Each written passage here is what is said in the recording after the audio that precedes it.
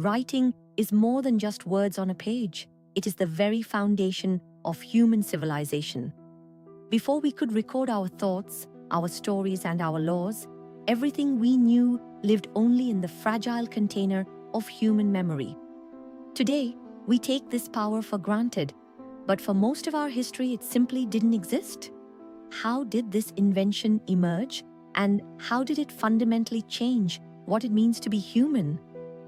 In this documentary, we explore the 5,000-year journey of the written word, from the clay tablets of Mesopotamia to the digital code that defines our modern existence. The story of writing is the story of humanity itself. It has shaped our minds, built our empires, and allowed us to reach across thousands of years to speak to those who haven't even been born yet. It is the bridge between our ancestors and our descendants, a way to conquer time itself. Every scientific discovery, every legal system, and every novel owes its existence to the first marks made by our ancestors. Writing didn't just record history, it created it. It allowed for the birth of complex societies, the establishment of the rule of law, and the preservation of human genius. Without it, the modern world as we know it would be impossible. Every textbook, every smartphone notification, and every scientific breakthrough is a direct descendant of those first symbols. Let us begin at the very beginning, in a world where not a single word had ever been written. For tens of thousands of years, human culture was entirely oral. Everything we knew, how to hunt, where to find water, the names of our ancestors, had to be memorized. This era of memory was rich with storytelling and community, but it had a profound limitation. Information was biological. It died when the person who held it died. Knowledge was a fleeting thing, subject to the whims of forgetting and the slow decay of time. Imagine a world where every law and every piece of medical wisdom had to be passed from person to person, mouth to ear, through the generations. This was the human condition for the vast majority of our existence. Memory is a powerful tool, but it is also highly subjective. Without a physical record, stories evolved, laws shifted, and facts slowly became legends. This fluid state of knowledge meant that civilizations were limited in size and complexity. You could only manage what you could personally remember or communicate to those within earshot. There was no way to send an instruction across a continent or preserve a philosophy for 1,000 years. We were trapped in the present tense. To break free, we needed a way to store our thoughts outside our own heads, a medium more permanent than the human brain. The first writing wasn't born from poetry or mythology. It was born from bookkeeping. In the city-states of ancient Sumer, roughly 5,000 years ago, the growing complexity of trade and agriculture required a new system of record-keeping. Farmers needed to track how much grain they had stored, and temple administrators needed to record tax payments. Initially, they used small clay tokens to represent goods. Eventually, they began pressing these tokens into clay envelopes and then simply marking the clay with symbols that represented the tokens. This was the birth of writing, a practical solution to the needs of a growing civilization. These early marks, known as cuneiform, were made by pressing a reed stylus into wet clay. It was a system built for business, but it would soon become so much more. By the mid-3rd millennium BCE, Sumerian scribes were using cuneiform to record not just taxes, but myths, prayers, and personal letters. The ability to store information allowed these societies to scale to unprecedented heights. Scribes became the elite administrators of the world's first true cities, managing the irrigation systems, the granaries, and the laws that governed thousands of people. The ledger had become the blueprint for society. While the Sumerians were perfecting cuneiform, another great civilization was developing its own unique system. In Egypt, hieroglyphs emerged, a beautiful and complex script that combined images, symbols, and phonetic sounds. Unlike cuneiform, which was largely utilitarian, hieroglyphs were deeply connected to the divine. They were the words of the gods. The Egyptians also pioneered a new medium, papyrus. Made from the pith of the papyrus plant, these light, flexible sheets allowed for the creation of scrolls. Writing was no longer tied to heavy clay or immovable stone. It could be carried, shared, and archived across the empire. With writing came a new kind of power, the rule of law. Around 1750 BCE, King Hammurabi of Babylon commissioned a massive stone stele inscribed with 282 laws.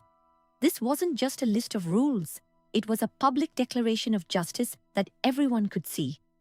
Before writing, a king's word was law only as long as he was there to say it. Now, the law was permanent. It didn't change with the king's mood or memory. This stability allowed for the management of much larger and more diverse populations. Writing became the administrative glue that held together the first true empires of history. Laws, taxes, and royal decrees could now travel further and last longer than any human voice. Writing also transformed the spiritual life of humanity. Sacred texts like the Hebrew Bible or the Vedas of India could be preserved with exacting precision. Religious traditions were no longer just oral folklore, they became faiths of the book. This allowed for a consistency of belief and ritual across vast distances. At the same time, writing enabled the state to know its people. The Roman Empire used sophisticated written records to conduct a census, collect taxes, and manage its legions. Every aspect of civic life, from birth certificates to military orders, was captured in text. Writing had turned the world into a ledger, and those who controlled the ledger controlled the world. For thousands of years, writing was the domain of a small, elite class of scribes. Systems like hieroglyphs or cuneiform required years of intense study to master thousands of symbols. But around 1000 BCE, the Phoenicians changed everything. They developed a revolutionary new system, the alphabet. Instead of symbols for every word or idea, they created 22 signs that represented individual sounds. This was a massive simplification. Suddenly, you didn't need a decade of training to read and write. You only needed to learn a few dozen characters. This democratization of writing allowed it to escape the temples and palaces and enter the marketplace. The Greeks took the Phoenician alphabet and added a final, crucial innovation: vowels. This made the written word an even more accurate reflection of spoken language. For the first time, writing could capture the subtle nuances of human thought, philosophy, and poetry with startling clarity. This fueled the intellectual explosion of classical Greece. Philosophy, drama, and democracy all thrived in a society where literacy was becoming more common. Writing wasn't just for taxes anymore. It was for exploring the human condition. The seeds of modern education and the free exchange of ideas were sown in these few, simple phonetic characters. Even with the alphabet, books remained incredibly rare and expensive for centuries.